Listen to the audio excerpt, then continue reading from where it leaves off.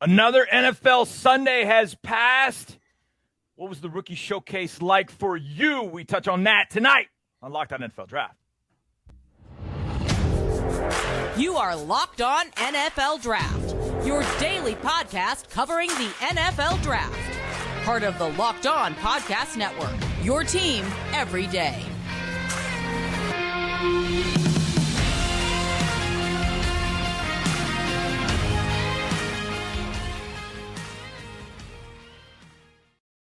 Yes, sir. It's your Locked On NFL Draft Power Trio coming at you. My man, Ryan Tracy. Yeah, get on that base a little bit right there. You can follow him on Twitter at Ryan Tracy NFL. Former NFL, AFL defensive back. You know, I say former. He still is. You always are. It's kind of like you're always, when you're an alum, you're a Hornet, you're a Bear, you're a Jayhawk. You're always that. You're always our defensive back, Eric Crocker. There he is, Eric_Crocker on Twitter. And I am John Harris. I'm the football analyst, silent reporter for the Houston Texans, and also owner-operator of footballtakeover.com. You can follow me on Twitter at jharrisfootball. Boys, we got a lot to get to, but first, a reminder, today's episode of Locked On NFL Draft is presented by Prize Picks. Prize Picks is daily fantasy made easy. Pick 2 to 5 players, and if they score more or less than their Prize Picks projection, you can win up to 10 times your money on your entry. I don't need to do the math for you.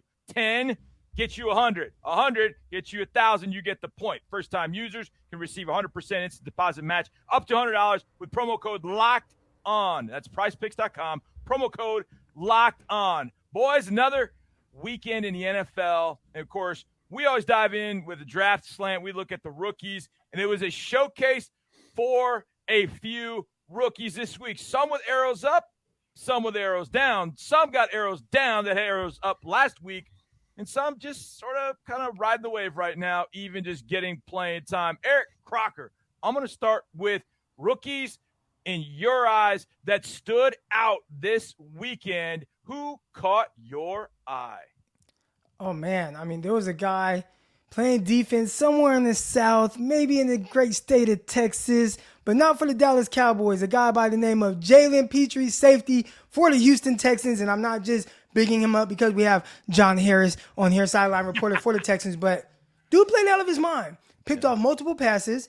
Got a guy that's getting active on the back end. I believe I saw him get a sack as well. I mean, this is a guy who's terrorizing. He's all over the field. You know, you see, oh man, got his first pick of his career. Awesome. Then he follows up with another interception. This is a guy who is doing what people expected him to be able to do when coming out of Baylor. He's a guy who was able to play multiple positions. We were all there at the Senior Bowl, watched him live, watched how they utilize him, putting him more in the slot. And there were questions, not like any type of like major questions or anything like that about his ability, but while watching him at Baylor, you could see they didn't give him a whole lot of responsibility in this kind of star nickel spot in the sense of just pure coverage, where it's like he's in the slot, he's in the nickel, and he's kind of walling off routes, and then he can chase something or not. And they kind of simplified it a little bit for him, but you saw some versatility there. Senior Bowl, you got to see him open up. And then Houston Texans, it just looks like he's taking off. He's a guy who's terrific. I watched him play man-to-man coverage on my guy George Kittle. No issues, locking him up in the preseason. And now he's taking that playmaking ability to the regular season and doing well. So I think I'd be doing this show a disservice if he's not the first guy that I mentioned. Does my heart some good, man. I'm like a proud father over here. I mean, I've watched the guy grow up, and I'll tell you this, Croc, you bring up a really interesting point just about how the Texans have, I don't want to say unleashed him, but just how they put him in a number of spots. I worried about that when he was coming out of Baylor. Would his NFL team be able to use him the same way? And they've really found that to do that with Lovie Smith's defense here. And I remember back in OTAs and minicamp, myself and the voice of the Texans, Mark Vandermeer, we were talking to Lovie Smith, and I brought up Pitre. And you could just tell, somebody's trying to be sly a little bit, and I just saw that look in Lovie's eyes. And I was like, he's good. You like him, don't you? He's like, oh, yeah, he's going to be a player for us. And, I mean, within 3 games, he's turned into the best player arguably on our roster. I mean, I don't even know if it's arguable. I mean, I think he is the best player on the roster through 3 games. He was incredible yesterday.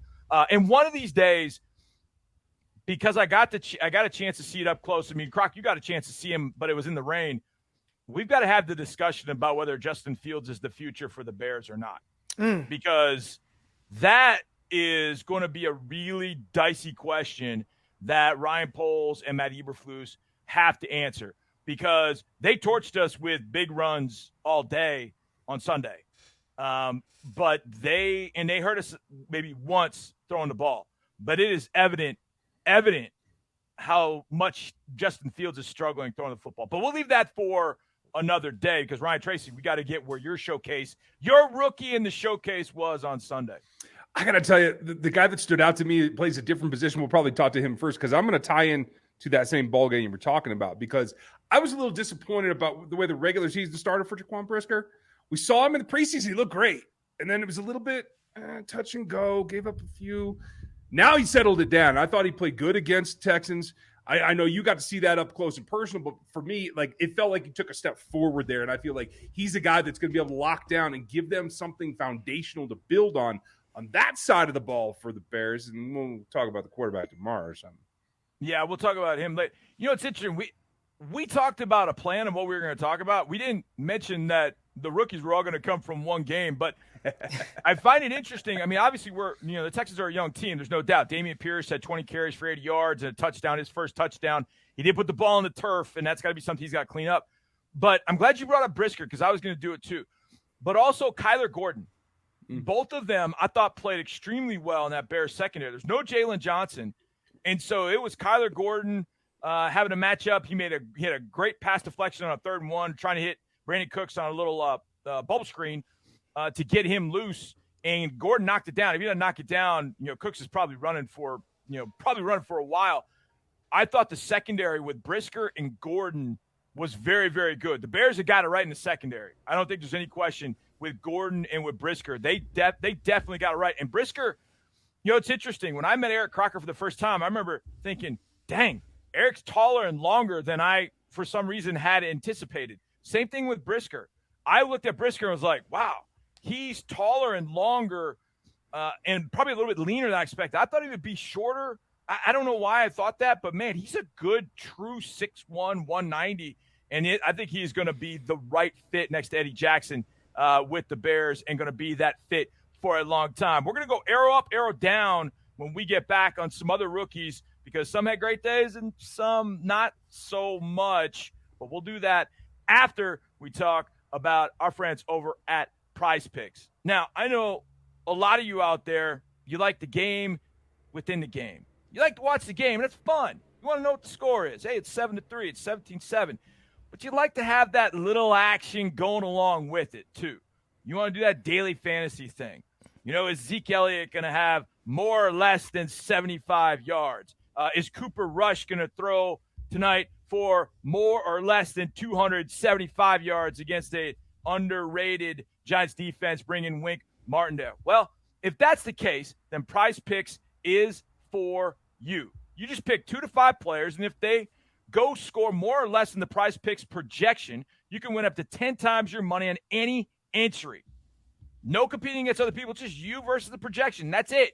Prize Picks offers projections on any sport that you watch. You name it. Esports, WNBA, soccer, college hoops, disc golf. If you're watching disc golf and you're going to Prize Picks, man, good on you for that. It's safe and fast withdrawals. Entries made in 60 seconds or less. Download the Prize Picks app or go to prizepicks.com to sign up and play daily fantasy sports. First-time users can receive a 100% instant deposit match up to $100 with promo code LOCKEDON. Deposit 100, they'll give you 100. Deposit 50, Prize Picks gives you 50. Don't forget to enter promo code LOCKEDON and sign up for an instant deposit match up to $100. Get that Prize Picks app today.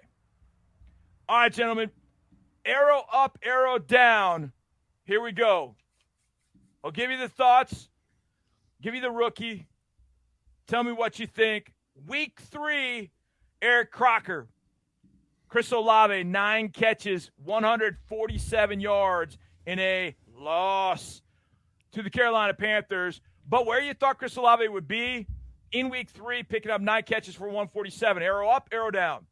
Well, you got to say arrow up, right? And this is a guy who they've been trying to have that connection, pushing the ball down the field. And like you said, it wasn't a loss. But doesn't have anything to do with Olave and how he's kind of trending with his usage. And, they tried to get him to rock in week 2, trying to kind of force the issue a little bit through an interception while targeting him. But now it's like, all right, can he be consistent with this? And can he have this production and a result in a win? Now, Saints put up a lot of numbers offensively. Jameis Winston threw for a lot of yards, but it didn't result in a whole lot of points. Right. So now, can it become more meaningful with what he's doing? But overall, I mean, you got to say stock up. Yeah, there's no doubt. Ryan, did you expect Olave this soon to have an impact, given Michael Thomas being back, Alvin Kamara, et cetera? Has he gone above maybe your expectation with having a game like this in week 3 this early in his career? Yeah, that caught me a little off guard. I thought he'd be, third fiddle for a while. I will say this too, though, in terms of putting up points, I actually thought he'd be the sneaky pick to have gotten in the end zone already. And so that's the one thing that I think needs to take that step forward, just like Eric said. Of the top 3 rookies in the NFL right now, he is one of them, only guy who hasn't scored yet. I think that changes next week. Yeah, I think it does. Indianapolis, Alec Pierce, 3 catches, 61 yards, had a big catch in the 4th that kept the drive alive. Oh, wow, Ryan, I just realized. I'm sorry about that. It's all right, man. If I mention Chris Jones, is that like a bad word? Chris is his own man. We're talking about the young man. Yeah, that's true. That he is old. We're not talking about him. Arrow up on Alec Pierce. Jelani Woods also had 2 touchdowns. The Colts are trying to find something with these 2 rookie pass catchers. Ryan, you giving them a arrow up or arrow down, or just about even? Listen, Pierce looked like I expected him to look, and he's playing at least a couple of those catches were against Jalen Watson, who might be the most valuable cornerback in this rookie class, given he was taken at the tail end of the 7th round. Kudos to him. I expect him to go on from there. With Pittman in-house, I think Pierce is going to get a good number of looks. Now, I'm going to just cool the Jets a little bit on Woods, only because if you're a tight end in this league, there are a few teams that you want to play less than the Kansas City Chiefs. The Chiefs have breakdowns against tight ends fairly often.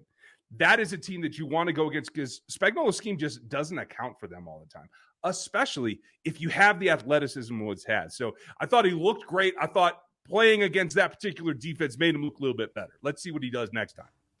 Yeah, Alec Pierce had a chance for his first touchdown catch against us in week 1, and just a clean drop. I mean, nerves, whatever it was in week 1. Eric, you know what it's like going on the field that first time. There are a lot of nerves. It hit Alec Pierce right in the hands and just boom. We saw that from a young receiver as well, right? Christian Watson, wide open, yes. Green Bay. They throw the ball down the field to him, and it just goes right through his hands. And that would have been his first career catch. His first career catch would have went for a bomb and a touchdown. But those nerves of just, oh, man, like this is the moment I've been waiting my whole life for it. And it just kind of slips through your hands. Tough for the rookies. All right, Eric, I want to bring this up because you brought the Packers. Because Watson, he dealt with some injury issues early in camp, and it took him a while to get back on the field and get in preseason action. I don't know quite the right way to ask this, but if you're a Packers fan or a Packers follower, and you see Watson drafted early in the 2nd, and you see Romeo Doubs step right in and almost pick up not where Devontae left off, but pretty darn close. Doubs is 8 for 73 and a touchdown. Are you excited about what the future can bring because Watson will be okay? Or are you worried that a 4th rounder in Doubs is outperforming a guy that was drafted well before he was?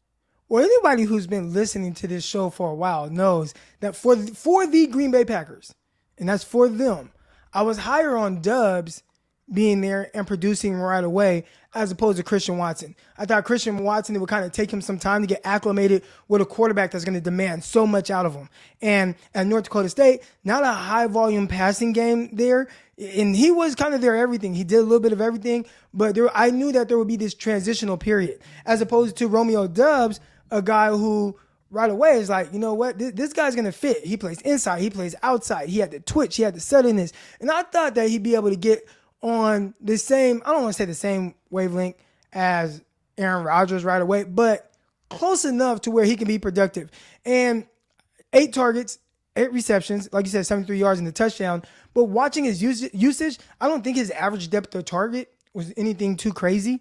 They were getting the ball in his hands on screens and different things around the line of scrimmage, had a couple catches that were more so downfield. But Aaron Rodgers really only threw one pass that was past 15 yards, and that was to Alan Lazard down the right sideline. So Romeo Doubs, I like it in the sense of him being involved. Christian Watson, I always felt like this would be a process for him. All right, Eric, I'm going to stick with you for this one. And Ryan, get ready, because I know exactly how Eric Crocker is going to respond to this one. But the New York Jets took on the Cincinnati Bengals yesterday. And Sauce Gardner saw him some Jamar Chase. He ended up with 4 tackles, TFL. He had pass defense on Jamar Chase. It looked, in what I saw, Eric, like Sauce held his own. How'd you feel? Arrow up, arrow down for Sauce facing the Bengals passing attack? Man, you're out there, and it's tough. They spread it out. They're throwing the ball all over the place. You see guys making plays. People looking at Tyler Boyd, and they're like, oh, my gosh, Tyler Boyd. Yeah, they got Tyler Boyd, too. He's a legit 1,000-yard receiver. All right, T. Higgins, toe tapping in the back of the end zone. That's going to happen. Jamar Chase, he's going to get his as well. But overall, if you are Sauce Gardner, you have to be happy with his performance. And I know the clip is going around and floating around at the play he made on Jamar Chase downfield, doing an extraordinary job of playing through the hands, violent hands, ripping the ball away on the vertical pass, and that's the strength of Jamar Chase. And the thing I'm very pleased with when it comes to Sauce Gardner, which, yeah, he has all the ability, and he's drafted top 5 for a reason, but week in and week out, he didn't face big-time competition at Cincinnati. So now you're seeing guys every week is going to keep coming at you. You're going to have to play the Dolphins and what they have, and that's going to be crazy.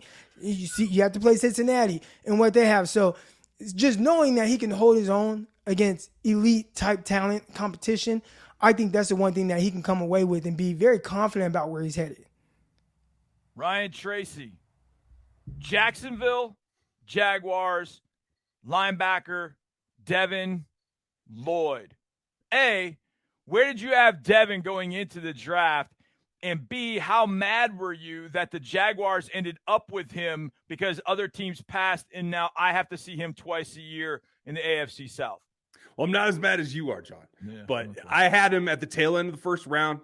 I think it was legit. I think he shows why. I think as he fits in this modern NFL, he's doing what he needs to do. It's not just the PBUs, but he's all over the place. Yeah. And yet he's still coming along within the structure of the defense. He's going to get even better. I projected he's going to be a guy that, like we've been talking about Fred Warner the last 2 years, especially on this show, Croc. He's going to get to the point where Devin Lloyd's going to be there too. And unfortunately, you are going to have to see him a lot. So you're going to have to tell us. But I want to give you one more nugget on Sauce too. 4 targets. Yeah, he gave up 2 big plays, right? The other 2 were PBUs. Yep. So Sauce is holding his own real well as far as I'm concerned. Yeah, the play that's making the rounds, I remember seeing it on the plane. And as I saw it, I thought about you guys and all that we talked about, Sauce versus Stingley, et cetera. I mean, the Bears didn't even challenge Stingley. I mean, like we said, Justin Fields, not a tremendous day. Really didn't even challenge Stingley at all. But I loved seeing Sauce compete. And then, of course, the Snow Angel at the very end was very sweet. All right, you know how we close down each and every show, and that is with some either-or NFL Rookie Edition. That's going to be next on Locked On NFL Draft. All right, boys, either or, always my favorite time because I get to put you two on the spot, and I like to see your reaction because your reaction tells me whether it's a good either or not.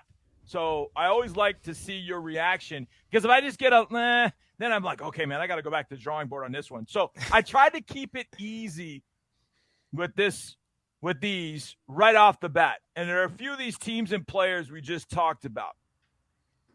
But Ryan Tracy, will start with you because I just asked you about Jacksonville. Right now, take the rookie class, make them yours. Either Jacksonville's or the Jets. Wow. That's a good toss-up. I got to lean towards Jacksonville right now because I'd rather have impact players at those positions that can actually stop what we have in the 12-yard range, right? I need somebody on the front that can chase the quarterback. I need somebody in the middle that can kind of man that empty zone. I can always play cover 4 and keep everybody back and take care of my secondary, keep everything in front of us. But I need playmakers down there where plays are tight and they're harder to come by. So I will take them right now. Eric Crocker, Jacksonville, Trayvon Walker, Devin Lloyd, or the Jets, Jermaine Johnson, Sauce Gardner, etc.? What? So Garrett Wilson, how did I forget about Garrett Wilson? Eric Crocker, which draft prospects or which rookies are you taking? Definitely the New York Jets, right? You're talking about every level of that defense, especially the front end, right? Impactful player in Johnson. And yeah, we want to see him continue to kind of work those hands, get used to the pass rush at the NFL level, et cetera. But you're already seeing an early return on Sauce Gardner and the confidence that he's playing with right now. You look at the offensive side of the ball, you're seeing your guy, Garrett Wilson, him catching touchdown passes, him being dynamic and being a receiver that they can go to. So I'd say right away, just with those guys and what they're doing on each side of the ball, I like that. I like that. And now I just continue to stack these games together. But I definitely have to go with them. And, I mean, don't forget the running back, too, Breece Hall.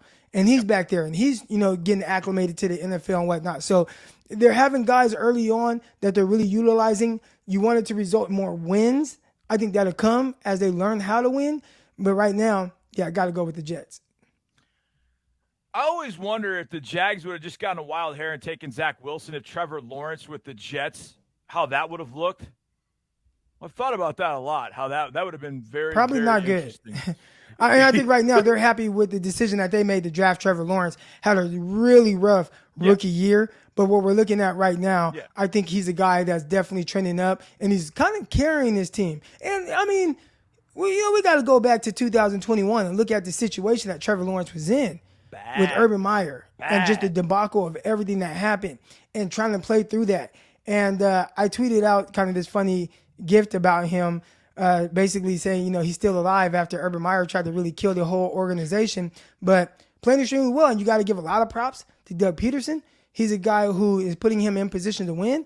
I mean, the big time win against the Colts, and then they followed that up with, and when I say big time win against the Colts, I mean, well, first of all, Colts just beat Kansas City Chiefs. So they show that they can win. But, I mean, Jacksonville destroyed them, right? 24-0. Yeah, and then he's stacking wins now. I mean, Jacksonville 2-1. I don't think a lot of people saw that coming. So Zach Wilson, he's not even on the field. And we'll see what, happens with him, between him, Trey Lance. We see guys with these injuries. But right now, as it pertains to the quarterback position, I think Jacksonville is extremely happy with where they're at with their quarterback. You're just shooting down my dreams of the New York Jets having taken Trevor Lawrence, thrown to Elijah Moore and Corey Davis and Garrett Wilson. That would have been a lot more fun for me, I would say that. Okay, Eric, you go first. I saw the game yesterday. Obviously, I work for the Texans, sideline reporter. Better rookie crop, Houston Texans or the Chicago Bears? Which one you taking? Ooh. I mean, you talked about Gordon playing in I know he plays a lot in the nickel on that defense. You talk about Brisker and those guys, and that's awesome, especially for a team that didn't really have high draft picks, right? Right. But I got to go with Houston because, like you said, you got Dameon Pierce. He scored his first touchdown, average 4 yards per carry. He's getting in the groove now. Okay, let's go. Keep giving him the rock. I saw them trying to give, the running back that came over from New England Patriots. Rex Burkhead. I saw them trying to get him in the end zone. No, man, give the ball to Dameon Pierce down there in the red zone. All right. Again, we talked about what they did on the back end with Jalen Pitre and what he's doing. So I think you have to go. I don't even think this is a hard question. I think you got to go with the Houston Texans. Now it's just, continuing to monitor John Mechie, what's going on with him and his health, and, hope, him continuing to improve and whatnot, and then see what you can get from him next year. Obviously, first and foremost, everything go well with, the cancer and all. But, yeah, man, I really like the Houston Texans draft class a lot more, what you're getting back early on. Ryan Tracy, early returns, Bears or Texans? I have to agree with them as much as I like Brisker. And Mechie's just going to be the icing on the cake. Hopefully, the cancer recovery goes as wished. But that I have nothing to argue with Eric Crocker about right now. All right. I came up with this one. I don't know why. I just thought about this because I was going through different games, and I saw these two receivers popped into my as I was writing them down. I thought, you know what? This is an interesting question. I always think this is an interesting question during the draft, and that's as it pertains to value. Now, the Atlanta Falcons drafted Drake London as the first wide receiver overall. I didn't have a problem with it, and I don't have a problem with drafting a first-round wide receiver. The Green Bay Packers drafted Romeo Doubs in the 4th round. So I ask you, Ryan Tracy, better value, through 3 weeks of a rookie campaign and maybe beyond. Drake London, 8th overall. Romeo Doubs to the Packers in the 4th round. Man, that's a great question. And it does help, depending on who's throwing you the ball. And imagine if Drake London actually had a competent pass-first type quarterback. So you got to work that into the equation. But I think it's very, very clear that it is Doubs in terms of value where selected, at least early on. Now, how does that evolve?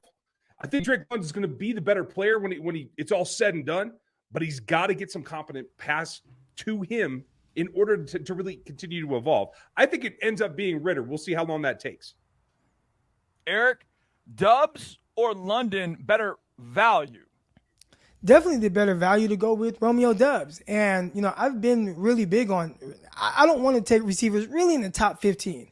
If I can get a position with more positional value early on, because I can manufacture touches for receivers, right? And that's what they did for Romeo Doubs. Again, it wasn't like a whole lot of downfield passing, but we're still getting the production there. 8 catches is 8 catches. Touchdown is a touchdown. Yep. It's hard to manufacture sacks from an edge rusher. It's hard to manufacture, protection from an offensive lineman, right? So I'm always going to lean more towards pass rusher, edge rusher, as opposed to a pass catcher, unless he's a unicorn. So I probably would have missed out on drafting Jamar Chase, Devontae Smith, Jalen Waddle, those guys, as impactful as they are. I would have probably missed out on them based on my philosophy, and I would have drafted Kyle Pitts, right? So Kyle Pitts, unicorn, it's probably going to be really difficult to find a guy that you can manipulate coverage with, and he's 6'6". He's 245 pounds. Oh, he runs a 4.4, right? There's not a lot of tight ends like that walking around that can put their hand in the dirt and play on the outside and play in the slot. So just based off of value, I feel like I can get not maybe, Jamar Chase production, right? A guy who, how many 1,500 yards almost his rookie year. Yeah. And then also you have other guys like Devontae Smith, who just had 168 yards a Sunday evening, right? Yeah. So those guys, they're producing at a high level, but also, I just feel like 2nd round, 3rd round, 4th round, I would prefer to draft guys there unless I just identify this guy as so special that I can't pass up. So again, back to the value of the guys, I'd have to go with Romeo Doubs. I would have and Drake London has been good. Yeah. Right. Very good. He scored a touchdown in back-to-back weeks. Had a big week, week 2. Mm-hmm. Week 3 came. I don't want to say came down to earth, but 3 catches, around 50-something yards, had a touchdown. So he's still doing well. I want to be able to really, get the ball in a guy's hands, and I can do that with a 2nd, 3rd, or 4th round guy. I would have pounded the table for Jamar Chase. That I would have done, but I'm with you. I'm kind of the same as it pertains to receivers and running backs. I feel like I can get value. I feel like those are all over the place. And by the way, there is another Kyle Pitts. He just plays tight end, and we have to wait another year to get him to the NFL, and that's Brock Bowers, who was just incredible again. I think he has more rushing touchdowns than Navy running backs this year, which is saying something because he's been incredible. Boys, it's been a tremendous show. You handled either or and everything I threw at you very, very well, and we want to thank you for listening and making Locked On NFL Draft your first listen every day. Now make your second listen to Peacock and Williamson NFL Show. Brian Peacock and former NFL scout Matt Williamson give you the expert NFL analysis in less than 30 minutes. It's free and available wherever you get podcasts. For Ryan Tracy and Eric Crocker, I'm John Harris. We'll see you next time on Locked On NFL Draft. Let's go!